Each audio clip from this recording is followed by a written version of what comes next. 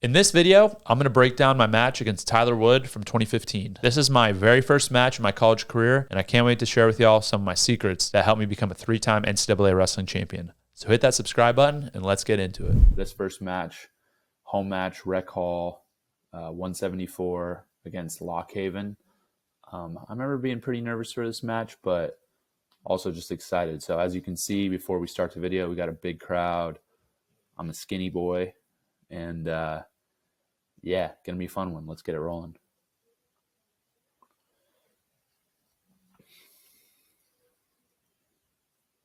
Hold on, gonna mute that real quick so we can just get the audio of me talking and it won't be too loud. There we go. All right, shaking hands. See, I'm up to begin. I'm up a little high. My opponent's down low in a stance. Generally, I like to come in high like this, try to get my opponent to stand up and kind of match my level. That's just, almost a mental thing, a positional thing. I'm also a little longer, so I have an advantage of being able to keep my opponent away from me easier as well, so I don't have to worry about being down so low. So, you can see even before the match starts, about to shake hands, look at my head level relative to his. Get it started, controlling the head. Right hand for me is my tie-up hand. I'm aggressive, looking to shoot. Left arm is down. He's popping me in the face. No worries. I really want to get to this right hand collar tie. A lot of my offense comes from there, and immediately I'm in on the leg. Right here, he's grabbing my ankle, trying to continue the scramble, but I continue, finish on top, click that far leg, and we're out of bounds. So getting that first takedown, big confidence booster right away. And now probably just going to be looking to build that lead, get the ankle bands back on.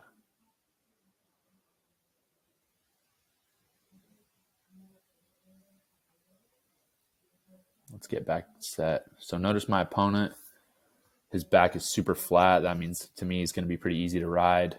You got to be, there's a false start on me, but whatever. If you want to start off correctly, generally you're going to want more of an arch in your back versus if it's flat, you're not going to be able to explode up too easily. So he looks quad pod. I trip him, which is now that move's actually made illegal now because of me. Big mat return, looking cross-face cradle. Looking chop. So far in this match, honestly, just like a lot going on. I definitely want to slow this guy down, get him tired. So another big mat return, get him down to his belly. Tight waist is deep. Look at this control on the ankle right here. I'll try to point it out with my cursor, but hold up. That's a little. But I'm trying to hook this ankle right here just for an added little security, right? So continuing. Chop, get him down to his belly. One of my go-tos was always looking cross-face cradle. That's a great combination there. So, anytime you're adding chop, and you can always look to jump to that cross-face. I can break that down in my cradle series if you want a more detailed breakdown. But chop to cross-face cradle is always good from top. They work well together.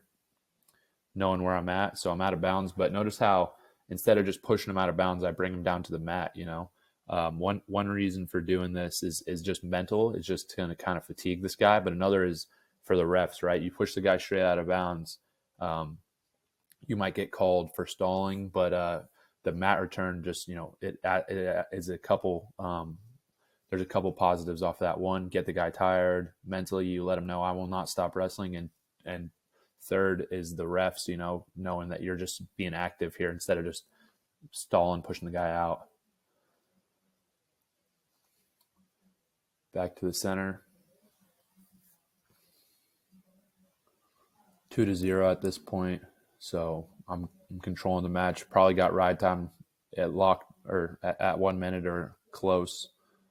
The ref will get out of the way. So right away, hands inside off the whistle, right? So that's just good control right there. You never want to be hands out around him off the whistle in case he explodes. Another trip. So notice I pinch the foot, and he does a good job popping back up, but I keep my underhook.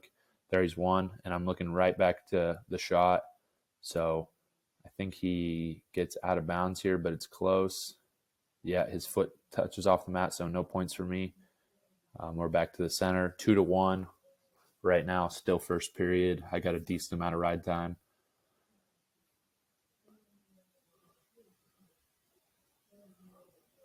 Not much action off the whistle. Looking to get inside. Looking for that ankle pick, cross ankle pick with my left hand. Notice my right hand's always on the collar. I like to tie up, control with my right hand. Another ankle pick, low shot, secure the 2. Easy money. Claw again, looking control. Notice my I got a claw with my right hand. My left hand is always down low on the thigh pry. This gives me control of his upper body and his lower body in case he decides to stand up, tries to roll, whatever it is. I have control of his whole body. Out of bounds. Back to the center.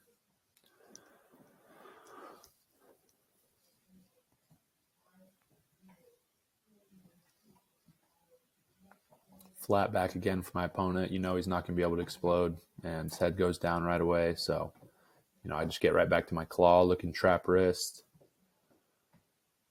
Another mat return, pinching the knee. It's just been a really good mat return for me. This is my first match, but that's something I do a lot in practice. Makes it easy. I don't have to use a bunch of strength to lift him up. I can just pinch and drop him down. If y'all want to breakdown of that, let me know in the comments. I can give you guys a longer breakdown. And if there's really anything you guys see that you want longer breakdowns on, just shoot a message in the comments, and I'll try to get that to you guys.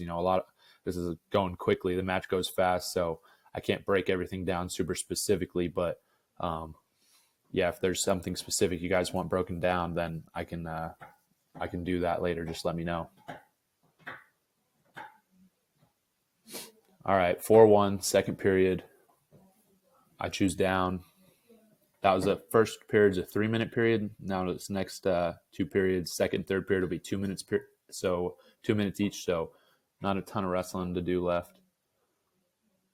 Notice how my back's much more arched.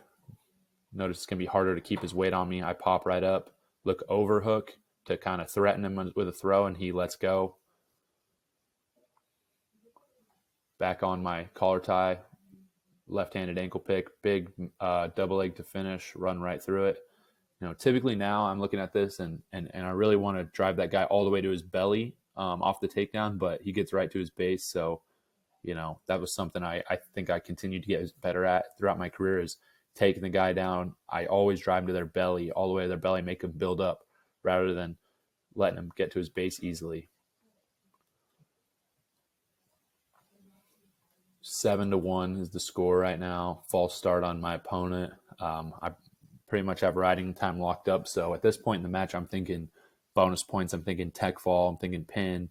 How to rack these points up on this guy. So, I probably going to let him go here pretty soon, or look for a turn. I'm looking for a chicken wing. Don't get it. At this point, I'm just holding this guy down. So, I probably should cut him here and just keep racking up the takedowns. But another big mat return. I'm content to hold him down for some reason. Looking 2-on-1 tilt. Maybe I think I can turn him, but he hasn't quit quite yet. So at this point, I should probably just be cutting him and continue to rack up the points. And here I go, cutting him, staying on his head right away. I probably should have tried to keep him in bounds there because I was at a big advantage. But notice when I did cut the guy, I didn't ever let my hands come off him. So if you can watch right here, I go to let him go, but my hands stay on him. That's a really important part of putting pressure on your opponent and being able to continue to rack up points. You never want your hands to be off of him. You want him to feel you the whole time. He goes down to a knee. He's probably doing that because I've been getting on his legs a lot, getting onto the low shots. He's looking. He's letting me get to that collar tie way too easy. I just get right to the collar tie, easy ankle pick. So, for me, I know that's home base for me. That's where I want to be. If I can get to collar tie, right hand, I'm controlling the match, and I'm gonna keep scoring. So for him, he's not doing anything to clear that. I just get to it easy with really no resistance. Period's probably winding down here. Score is, I believe, 9-2, 10-2, something like that. Probably just going to ride him out here, not give him the escape point so I can look to get the tech in the third. Just rolling wrists, staying arms inside. Arms inside is always solid control. Hammerlock now, arm on the back. And that's time. Head into the third period. Just need to pick it up. Need to get some bonus points. Oh, so I guess I actually chose bottom in the third. He must have chose top in the second. And now that I'm thinking about it, this guy I think can ride legs a little bit, so he's probably looking to throw legs in. But notice my back's arched again. My elbows are ready to come inside. He's looking to pull me back into a claw. Again, I go overhook. He's body locked, and he bails because I got that reputation. I'm a thrower. People know it. They don't want to lock up with me. So, your reputation's huge, guys. Never forget, every match you're wrestling, you're building your reputation. Boom, right back on the leg. A little bigger scramble. He passes, and we're out of bounds. Nice ankle pass from him. For me, I got to keep my feet underneath me and make sure that I'm sitting over my feet and he's not able to grab those ankles. I hustle back to the center. Now I know I need to put the pace on him. Snap down, run around, another takedown. I got to cut him here. Taking too long. I need to cut him right away. Didn't keep my hands on him. That's another mistake. Pulling on his head, push, pull. Easy. I'm letting him in the collar tie now, which isn't good. So, I have to snap it off. Underhook. Attack. He gets called for stalling, but I don't get the takedown. First person back to the center now. I think that it's important to be the first back to the center. You don't have to do it every time if you're trying to set up a whistle shot or whatever it is, but when you're trying to put the pace on the guy, first back to the center is huge.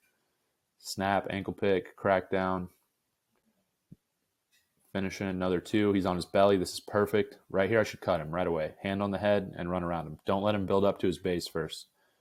I think that these are things that I learned later in my career, but, as a youngster, didn't take advantage of enough, right? So, I'm just wasting a lot of time here where I could be scoring more points. So, I don't want to be sitting in here, especially against a guy that I should be pinning or teching. I don't want to give him a chance to control my wrist like he's trying to do or whatever it is. Back on my collar tie, over tie snap. I had a pacing for my feet for no reason. Looking dresser dump. He just gives up. I run around him. And then right back on his head. Faking a shot. Super duck to high C. Another takedown. I got to be close to the tech now. So, and time's running down. He tries to get my ankle. And I run around him again. Boom. Another takedown, and we're out of bounds. I believe it's short time left. I think I'm up 14 right now, but there's riding time, so I got to hold him down for the tech.